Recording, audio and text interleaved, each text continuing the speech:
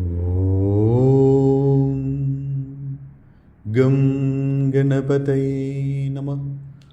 ഓം some Saraswati നമഃ. നമസ്കാരം പ്രിയപ്പെട്ടവരെ, ലളിതം സാഹസ്രകത്തിലേക്ക് സ്നേഹപൂർവ്വം സ്വാഗതം. ശ്രീമദ് ഭഗവത്ഗീതയിലെ 2-ാം അധ്യായത്തിലെ 69-ാമത്തെ ശ്ലോകത്തോടുകൂടി നമുക്ക് ആരംഭിക്കാം. ഓം ശ്രീകൃഷ്ണ പരമാത്മനേ നമഃ. അഥ ശ്രീമദ് ഭഗവദ്ഗീതായ സാഖ്യയോഗോ നാമ്നേ ദ്വിതീയോധ്യായേ ഏകോനസപ്തതി ശ്ലോകഃ. യാ നിശാ സർവഭൂതാനാം തസ്യാം ജാഗർത്തി സംയമി യസ്യാം ജാഗ്രതി ഭൂതാനി സാ നിശാ പശ്യതോ മുനേഃ. ഏതൊന്നാണോ സർവപ്രാണികൾക്കും രാത്രിയായിട്ടിരിക്കുന്നത് അവിടെ ജിതേന്ദ്രിയന്മാർ ഉണർന്നിരിക്കുകയാണ്.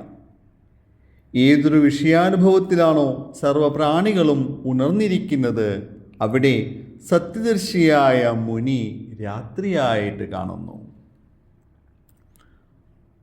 നാമത്തിലേക്ക് വരാം. നാമം 511. ബന്ധിന്യാദി സമന്വിത. ബന്ധിനി മുതലായ ദേവതമാരാൽ സമ്യക്കായിട്ട് അന്യുതിയായിരിക്കുന്ന ഏതൊരു ദേവിയാണോ ആ ദേവിയെ ബന്ധിന്യാദി സമന്വിത എന്ന് വിശേഷിപ്പിക്കാം. ബന്ധിൻ എന്ന വാക്കിന് ദ്യോതിപ്പിക്കുക, കാരണഭൂതമാകുക, ഉത്പാദിപ്പിക്കുക, വഞ്ചിക്കുക, മുറുകെ പിടിക്കുക എന്നൊക്കെ അർത്ഥങ്ങളാണ്.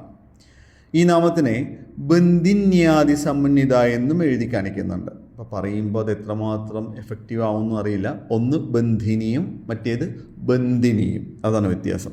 ബന്ധിൻ എന്ന വാക്കിന് കവി, കിങ്കരൻ, തടവുകാരൻ, അപഹരിക്കുന്നവൻ, ഇര എന്നൊക്കെയാണ് നാനാർത്ഥങ്ങൾ. ഭക്തിതലത്തിൽ ബന്ധിനി യോജിക്കുന്നുണ്ട്, എന്നാൽ യുക്തിതലത്തിൽ ബന്ധിനിയാണ് കൂടുതൽ യോജ്യമാവുന്നത്. നമുക്ക് നോക്കാം അത് എങ്ങനെയാണെന്ന്.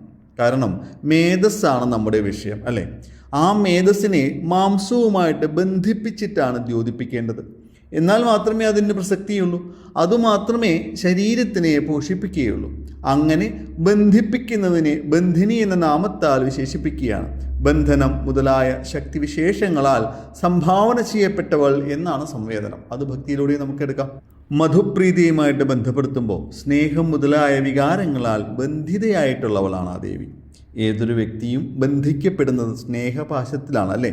അതിന് 1-ാം സ്ഥാനമാണ് നമുക്ക് ഏവർക്കും.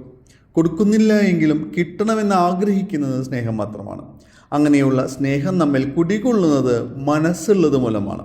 മനസ്സിനെ ബന്ധിപ്പിച്ച് നിർത്തുന്നത് ജീവനാണ്. ഛാന്ദോഗ്യോപനിഷത്തിലെ ഈ ശ്ലോകം നോക്കൂ. സയതാ ശകുതിഃ സൂത്രേണ പ്രബദ്ധോ ദിശം ദിശം പ്രതിത്വാന്യത്ര അയതനം അലബ്ധ്വാ ബന്ധനമേവോപശ്രയത ഏവമേവ ഖലു സൗമ്യ തന്മനോ ദിശം ദിശം പതിത്വാന്യത്ര അയതനമലബ്ധ്വാ പ്രാണമേവോപശ്രയത്തെ പ്രാണബന്ധനം ഹി സൗമ്യമനേതി. അർത്ഥം, എപ്രകാരമാണോ കാൽ ചരടുള്ള പക്ഷി എത്താവുന്ന ദൂരത്തോളം പാറി നോക്കിയിട്ട് വിശ്രമിക്കുന്നതിനായി തൻ്റെ ബന്ധനത്തിലേക്ക് തന്നെ തിരിച്ചെത്തുന്നത്, അപ്രകാരം മനസ്സ് ഓരോ ദിക്കിലും ചാടിപ്പോയിട്ട് മറ്റൊരു വിശ്രമസ്ഥാനം ലഭിക്കാതെ പ്രാണനെ തന്നെ ആശ്രയിക്കുകയാണ്. അല്ലയോ സൗമ്യ, ഇതിന് കാരണം എന്താണെന്നാൽ മനസ്സ് പ്രാണനാകുന്ന ബന്ധനത്തോടു കൂടിയുള്ളതാകുന്നു. അതുകൊണ്ട് തന്നെ മനസ്സിനെയും ശരീരത്തിനെയും തമ്മിൽ ബന്ധിപ്പിച്ച് നിർത്തുന്ന പ്രാണനുണ്ടല്ലോ, അത് ബന്ധിനിയാണ്. നാമത്തിനെ അക്ഷരവർഗ്ഗങ്ങളുമായിട്ട് ബന്ധിപ്പിക്കാം. അപ്പോൾ ബ മുതൽ ലാ വരെയുള്ള 6 അക്ഷരങ്ങളുമായിട്ട് ചേർന്ന് വിരാജിക്കുന്ന ശക്തിയാണ്. ആ ശക്തിക്ക് മറ്റൊരു പേരാണ് ഇനി വരുന്ന 2-ാമത്തെ നാമത്തിൽ ആ നാമം വരുന്നുണ്ട്. ബ മുതൽ ലാ വരെയുള്ള 6 അക്ഷരങ്ങൾ എന്ന് പറഞ്ഞല്ലോ. അവ ബായും ഭായും മായും യായും രായും ലായുമാണ്. ഈ 6 അക്ഷരങ്ങളെ നമ്മുടെ 6 വികാരങ്ങളെ കുറിക്കുന്ന സ്വാധിഷ്ഠാന പത്മത്തിലെ 6 ഇതളുകളിൽ കുടികൊള്ളുന്ന ദേവതമാരായിട്ടാണ് സങ്കല്പിച്ചിരിക്കുന്നത്. അവയുടെ നാമങ്ങൾ ഇങ്ങനെയാണ്: ബന്ധിനി, ഭദ്രകാളി, മഹാമായ, യശസ്വിനി, രക്ത, ലംബോഷ്ഠി. ബന്ധിനി ബന്ധനമാണ്. ഭദ്രകാളിയാകട്ടെ ഭദ്രമായിട്ടുള്ള കാലമാണ്. മഹാമായയോ മായയുടെ അനാവരണമാണ്. യശസ്വിനി നാമം പോലെ തന്നെ യശസ്സാണ് തരുന്നത്.